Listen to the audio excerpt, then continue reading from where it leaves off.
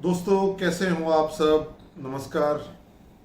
तो रेडियो की सीरीज़ में एक और वीडियो मेरी तरफ से हाजिर है। और जैसे आपने पिछले बारी भी देखा कि घर की एसी लोकेशन पे मगर एंगल कोई और था, मैंने आपके लिए एक एक्स डेटा का D109 का अनबॉक्सिंग अपने स्टाइल में मैंने आपको प्रेजेंट किया।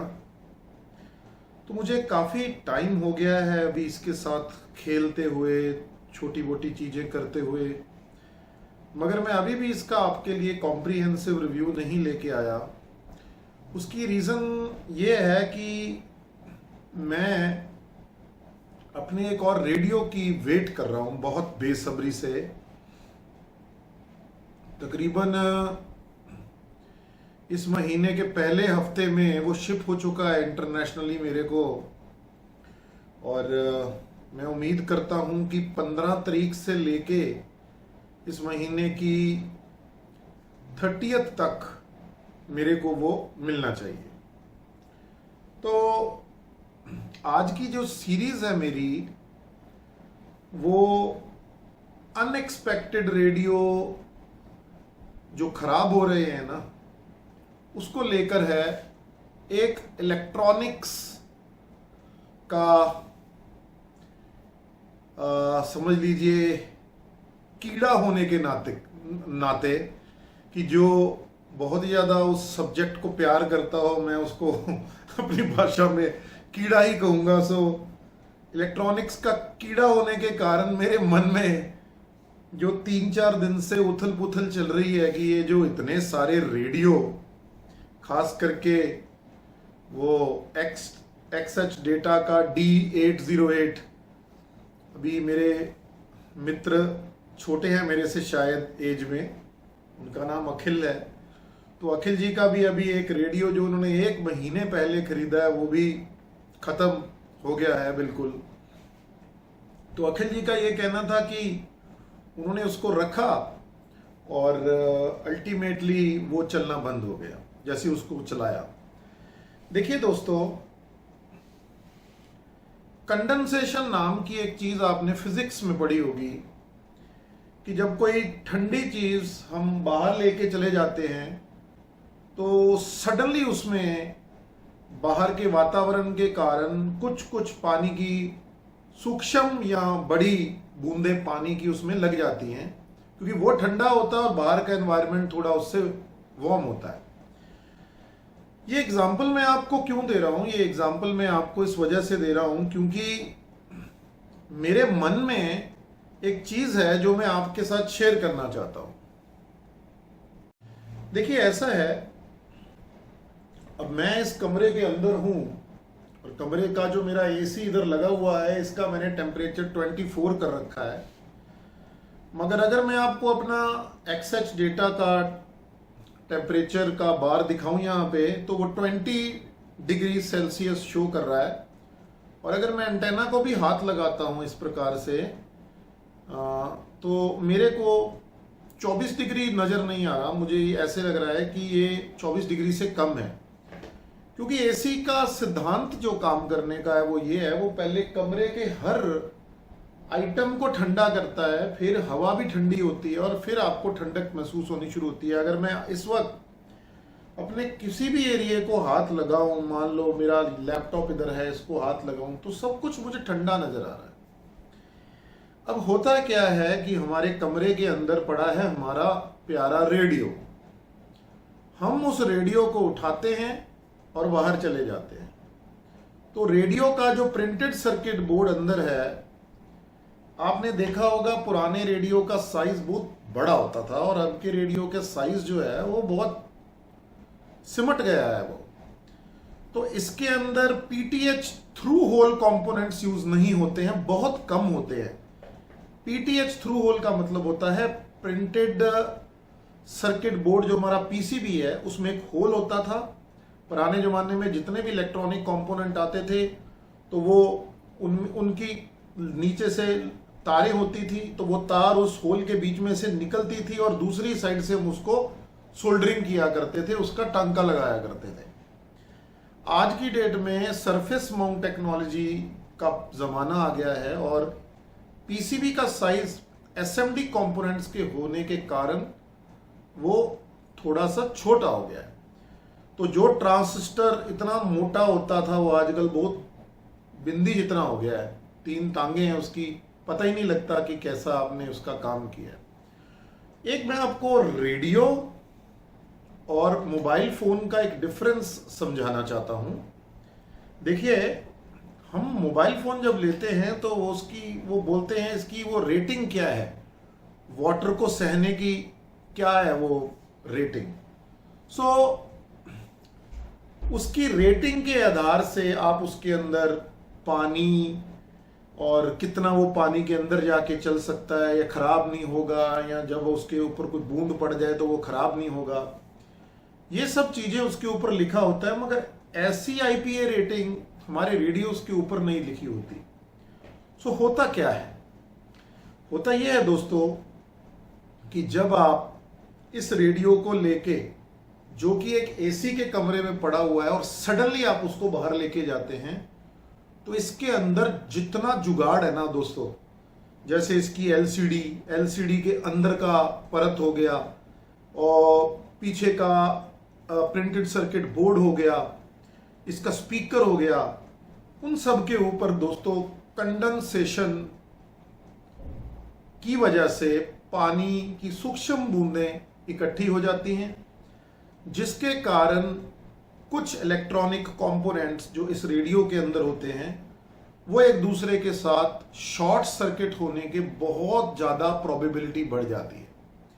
जो मोबाइल फ़ोन होता है, अगर आप किसी दिन एक अच्छे मोबाइल फ़ोन का अंदर का पीसीबी प्रिंटेड सर्किट बोर्ड बाहर निकाल के देखेंगे तो आपको ये मालूम पड़ेगा कि वो जो प्रिंटेड सर्किट बोर्ड होता है उसके ऊपर एक काले से रंग की ग्लू उन्होंने चिपकाई होती है। तो उस ग्लू का काम क्या है दोस्तों, मान लीजिए एक बीजीए का चिप है। बीजीए का मतलब है कि एक ऐसा आईसी है जिसके पेट वाली साइड में गोल गोल पैड्स हैं और कई से हैं, जैसे 50 हैं, 100 हैं मान लीजिए।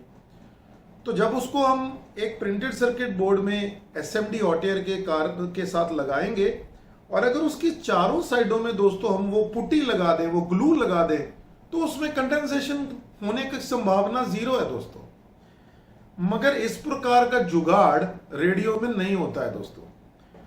रेडियो के अंदर ज्यादातर आपने देखा है, जैसे इसका जो मेन चिप है, मैंने कुछ रेडियोस के देखे मतलब अंदर के सर्किट्स, तो एज यूजुअल जब भी मैं वीडियो बनाऊंगा तो मेरा फोन जरूर बजेगा तो मैं 1 मिनट के लिए पॉज करता हूं।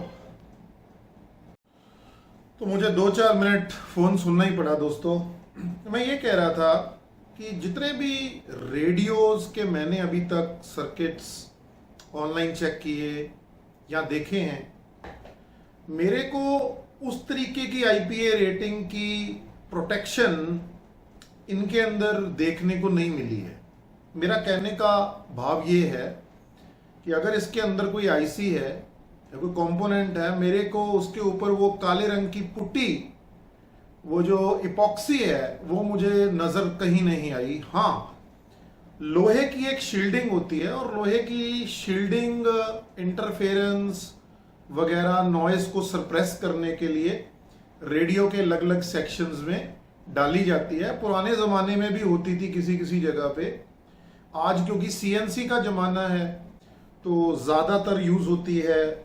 इन रेडियोस के अंदर भी कुछ कुछ पॉइंट्स में सर्किट को पूरा मतलब एक लोहे की परत से वो बंद कर देते हैं। तो वो नॉइस सप्रेशन के लिए है, इंटरफेरेंस की सप्रेशन के लिए है, वो इसकी आईपीए रेटिंग नहीं बढ़ाता। सो दोस्तों, जब भी आप अपना रेडियो एक ठंडे एनवायरनमेंट में रखें, सबसे पहले आप कमरे का एसी बंद करें। 15 मिनट से लेकर आधे घंटे तक आप अपना दरवाज़ा थोड़ा सा खोल के रखें। कमरे को बाहर के एनवायरनमेंट जैसा होने दें और जब आपको लगे कि अब अंदर का सामान भी बाहर के टेम्परेचर के साथ आ गया है, तो इस प्यारे शख्स को अब तब बाहर निकालिएगा। अब सीधे ही इसकी मुंडी मरोड़ के इसको बाहर मत लेके जाइए, क्योंकि उसकी वजह से क्या हो जाएगा, हमारे रेडियो की हो जाएगी हत्या। और वो 7,000 से 7,500 रुपये वाला जो आप D808 लेते हैं ना दोस्तों, उसकी हत्या करते हुए आपको बहुत दर्द होगा। यहाँ पे बहुत दर्द होगा, जैसे अभी अखिल जी को बड़ा दर्द हो रहा है। तो मैं यही आपको समझाना चाह रहा हूं कि थोड़ा सा इन चीजों का आप थोड़ा ध्यान रखिएगा। अच्छा चलिए, जाते जाते आपको टीजर देके जाता हूं कि अभी आगे क्या चलने वाला है। देखो, मन में ना आप लोगों ने मेरे वो झुन झुन झुन झुन वाला सिस्टम पैदा कर दिया है, यानी कि अब मेरे को कुछ ना कुछ काटता रहता है रेडियो का, कभी कुछ कभी कुछ कभी कुछ।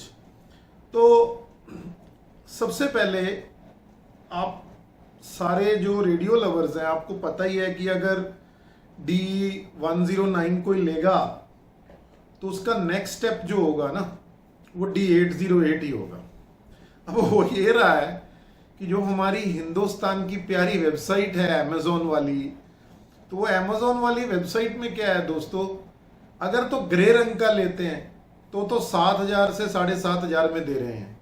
मगर अगर वो काले रंग का लेना चाहते हैं, जिसका जो एक्स डेटा की ब्रांडिंग में नहीं आता, वो शिवा डॉन की ब्रांडिंग में आता है, तो वो तकरीबन 9,000 का है। तो मेरे समझ से ये बार है कि कलर को चेंज करने से और यहाँ का सिर्फ एक स्टिकर चेंज करने से मतलब क्या फर्क पड़ जाता है। तो वो शायद उनको ये लग रहा है कंपनी वालों को कि ये ग्रे निकली आ रहा है। तो फिर मैंने सोचा कि चलो इसको फॉरेन की वेबसाइट से ऑर्डर करते हैं। वहां अगर काला रंग सेलेक्ट करो तो चाइना से शिपिंग ही नहीं आती है, वो बंद हो जाती है। और मैं उनके साथ कम्युनिकेट कर रहा हूं, हे भगवान अखिल जी तुम इनके साथ कैसे बात करोगे, इनको तो यार एक सिंपल चीज समझ नहीं आती। मैं तो परेशान हो चुका हूं इनको समझा समझा के कि उसकी शिपिंग नहीं हो पा रही, वो बीच में ऐड तो कर लेते हैं, शिपिंग नहीं होती उसकी। अब वो मेरे को कहते हैं कि हमें आपका कुछ समझ नहीं आता, आप हमें वीडियो बना के भेजो। तो दोस्तों मैं उसका एक वीडियो बनाऊंगा, फिर उनको भेजूंगा और फिर जाके कहीं वो मैं उसको ऑर्डर कर पाऊंगा। तो चलिए देखिए, मेरा मन ना टेक्निकली अभी XH डेटा का D808 खरीदने का नहीं है, वो मैं आपको समझाता हूं क्यों। देखो, जो XH डेटा का विकल्प है ना, वो तो हमारे पास इंडिया में है ही है, हम उसको ऑर्डर कर सकते हैं। मगर मैं टेक्सन का PL330 में ज़्यादा इंटरेस्टेड हूँ। PL330 के जितने भी मैंने रिव्यूज़ चेक किए हैं ऑनलाइन, जब वो रिलीज़ किया गया तो उसमें ये प्रॉब्लम थी, वो प्रॉब्लम थी, फिर उन्होंने इम्प्रूवमेंट की, फिर फर्मवेयर इंक्रीज हुआ, फिर ये हुआ, फिर वो हुआ। ऐसे करते करते ना यार, अब वो तकरीबन एक ऐसी पोजीशन पे आ गया है कि जहां वो एक बड़ा ही स्टेबल और अच्छा विकल्प है। इसके बाद PL330 और D808 का कंपैरिजन में मैं बड़ा इंटरेस्टेड हूं। अगर किसी के पास दोनों हैं तो आप काइंडली उसका कंपैरिजन करिए और थोड़ा बताइए कि FM की रेंज में लॉन्ग वेव तो भगवान की दया से हमें पता ही नहीं है क्या होता है, यहाँ पे चंडीगढ़ में तो सवाल ही पैदा नहीं होता। मीडियम वेव में और आपका FM medium wave, short wave में वगैरह वगैरह, उसकी कैसी कवरेज है, कैसा एक दूसरे के साथ वो कैसे पिट करते हैं। तो PL330 का ऑर्डर किया हुआ है दोस्तों, देखते हैं कितनी जल्दी आता है। उसके बाद में मुझे ऐसा लग रहा था कि मैं PL330 से आगे क्या लूं। मेरा माइंडसेट 660 और 680 के बीच में घूम रहा था। उसके मैंने काफी रिव्यूज देखे और मुझे यह पता लगा कि जो 680 है वो 660 से बेहतर है, परंतु मीडियम वेव में उसमें दिक्कत है। तो मीडियम वेव में मतलब वो थोड़ा सा कमजोर है 660 से। तो मेरा मूड था कि मैं इन दोनों में से एक लूं। तो वो जो PLL सिंथेसाइज्ड रेडियोज है, उनका मतलब एक लोएस्ट पॉइंट वो मेरे पास होगा जो कि ऑब्वियसली PL330 DSP रेडियो से थोड़ा बड़ा साइज भी है। ऑब्वियसली PL330 बहुत ही किलर रेडियो है, XH डेटा D808 जैसा, परंतु मेरा फिर भी मूड वो टेक्सन लेने का है। फिर मेरा मूड है उसके बाद में भी मैं 990 लूं, परंतु मैं जब उनकी वेबसाइट पे और थोड़ा ऑनलाइन रिसर्च कर रहा था तो मुझे ऐसा लगा कि अगर मुझे 990 लेना ही लेना है तो उससे अच्छा विकल्प है H-501X, वो जो डबल स्पीकर वाला उनका प्रोडक्ट है। वो PL990 से 990X से थोड़ा सा बड़ा शेप में भी है और उसमें स्टीरियो स्पीकर्स हैं। 990 जैसे परफॉर्मेंस है, तो वो एक अच्छा विकल्प है लेने के लिए। उसके बाद में मेरा अगला प्लान है SDR रेडियो लेने का। तो SDR रेडियो में मेरा एक मूड है कि एक मैं बेसिक कोई रेडियो लूं और उसको थोड़ा समझूं, और फिर मेरा Zygo X6200 लेने का मूड है दोस्तों। और अभी मैं बहुत सुन रहा था कि जैसे S2000 शायद है उसका नंबर, वो टेक्सन का जो प्रोडक्ट है जिसका प्रविंदर जी ने भी रिव्यू किया था, उसको बहुत अच्छा रेडियो नहीं माना जाता है दोस्तों।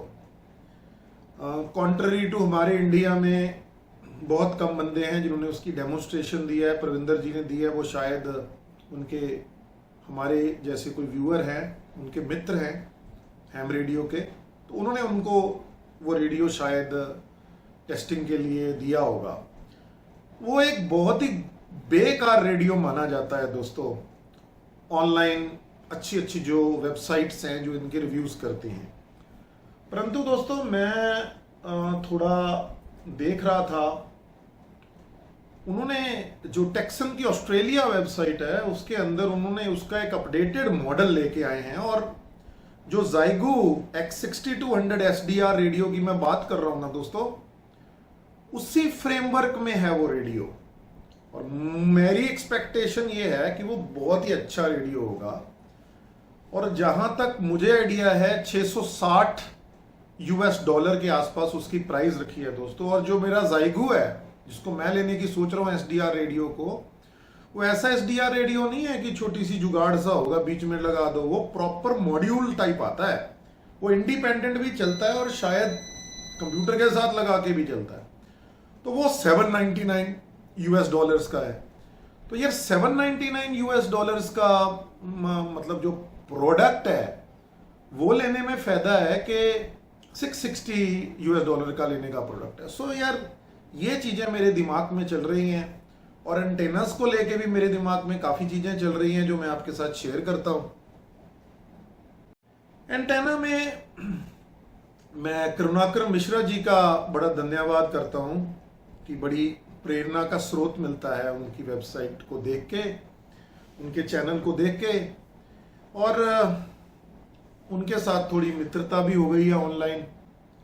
उम्मीद करते हैं कभी जिंदगी में उनसे रूबरू भी मिलेंगे, प्रविंदर जी से भी मिलेंगे, और बाकी जो मेरे मित्र चंडीगढ़ के आसपास हैं, मैं उनसे सबसे रिक्वेस्ट करूंगा कि संडे वाले दिन थोड़ा टाइम निकाल के एक दूसरे के साथ थोड़ा एक ग्रुप के साथ कांटेक्ट करा करें। धीरे धीरे हमारा कोई एक्टिविटी बढ़ सकती है यहाँ पे, तो थोड़ा जिंदगी जीने का लुत्फ हमें भी उठाना चाहिए। अगर ऐसे व्यक्ति हमारे चंडीगढ़ के आसपास हों तो आप मेरे को 9815000133 या 9478600256 पे कॉल करें या मैसेज छोड़ें। सो बात कर रहे थे हम एंटेना की, तो कुछ ऐसे एंटेना मेरा फैब्रिकेट करने का मूड है जो मैं अंदर रख सकूं। कुछ बने बनाए लूंगा और कुछ बनाऊंगा, और ऐसा ही एक्सटर्नल के साथ मैं करना चाहता हूं।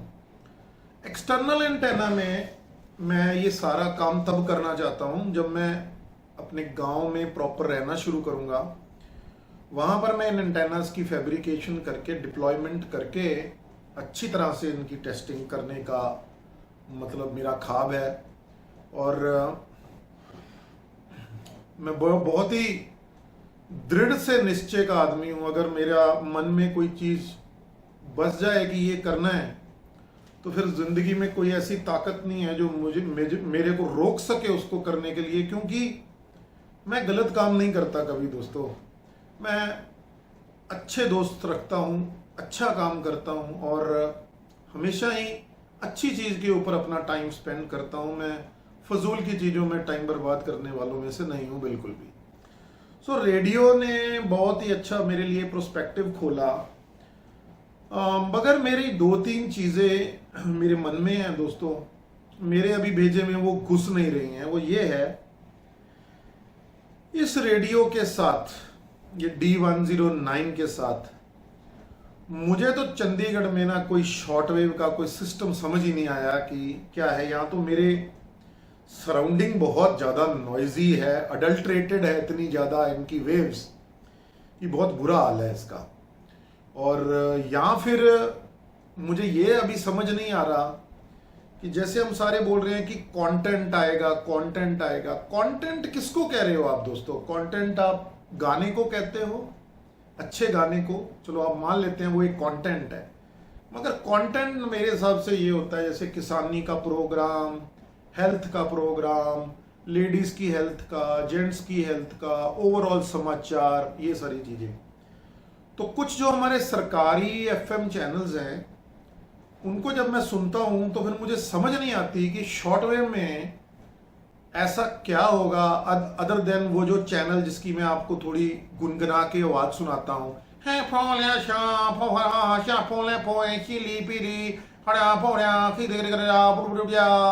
मतलब वो मुझे समझ नहीं आता। मैं चाइनीज चैनल्स की बात कर रहा हूं, वो क्या यार हमारे को एजुकेशन देंगे।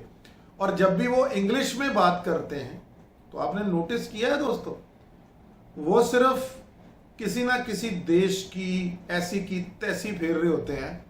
वो टेक्निकली कोई ढंग की बात या एजुकेशनल बात तो नहीं सुना रहे होते। सो ये भी एक मेरे मन में सवाल था। आप शायद जो मेरा इस वीडियो देखें, आप मेरी व्यथा समझें और मुझे थोड़ा गाइड करें कि वो क्या हिसाब किताब है। हाँ, एक चीज जरूर मैं आपको जाते जाते बताना चाहता हूं, इस महान हस्ती को लेके मैं गांव चला गया था अभी, और मैंने वहां पर छत पे चढ़ गया और इसके शॉर्टवेव की मैंने स्कैनिंग मारी, टोटल बैंड की 259 स्टेशंस इसने कैच किए दोस्तों। हो सकता है उसमें कुछ स्टेशंस हो ही ना, सिर्फ प्योर नॉइज हो, मगर अच्छी कैचिंग की। ये यहाँ की स्थिति नहीं है दोस्तों, यहाँ चंडीगढ़ की, यहाँ तो बहुत ही ज्यादा बुरा हाल है। सो यही मैं आपको आज अपने कुछ विचार, अपनी कुछ मन की चीजें, अपना कुछ चैनल के अंदर क्या आने वाला है, करने वाला है, ऐसा कुछ सामान। और ऐसे ऐसे भी मेरे पास अभी गैजेट्स आए हैं जिनका मैं रिव्यू कर रहा हूँ, वो मेरे डेटा रिकवरी के रिलेटेड है। एक का तो मैंने कल रेंडर किया है वीडियो दोस्तों, वो एक लॉजिक एनालाइजर है। लॉजिक एनालाइजर क्या करता है, अलग अलग पॉइंट्स पे आप उसकी प्रोब्स को कनेक्ट कर सकते हो, तो वो वहां के सिग्नल्स दिखाता है आपको कि वो कैसे प्रोसेस हो रहा है काम आपका। वो मैंने मोनोलिथ पेन ड्राइव्स और फ्लैश कार्ड्स की रिकवरी के लिए मंगाया है। रेडियो के संदर्भ में उसकी क्या यूसेज है ये डिपेंड करेगा इसकी रिपेयरिंग के ऊपर, क्योंकि मेरे पास दोस्तों रेडियो को रिपेयर करने का सारा जुगाड़ है। मैं आजकल के ये जो मॉडर्न इक्विपमेंट है ना दोस्तों, इसकी बात नहीं कर रहा। मेरे पास संग्रह है बहुत जबरदस्त analog test and measurement instruments का, बहुत बेताशा जबरदस्त कलेक्शन है मेरे पास। वो एक जगह पर डिप्लॉय करके वो काम शुरू करने वाला है, तो क्या ही आनंद है आपको, परमानंद है। जैसे करुणाकर मिश्र जी बोल रहे थे कि अमरवीर जी आपने क्या बात कही, तो आज मेरा मन किया मैं आप सब लोगों से बात करूं और अपनी चीजें शेयर करूं। मुझे लगता है यही बात हमारी अब 15 मिनट होगी, तो 15 मिनट मेरी बात समझने के लिए, सुनने के लिए आपका धन्यवाद है दोस्तों। आप जरूर कमेंट करें अलग अलग विषय पे जो मैंने यहाँ पर टच किया। जैसे जैसे कम्युनिकेशन बढ़ती है तो दोस्ती भी बढ़ती है दोस्तों। सो जय हिंद दोस्तों।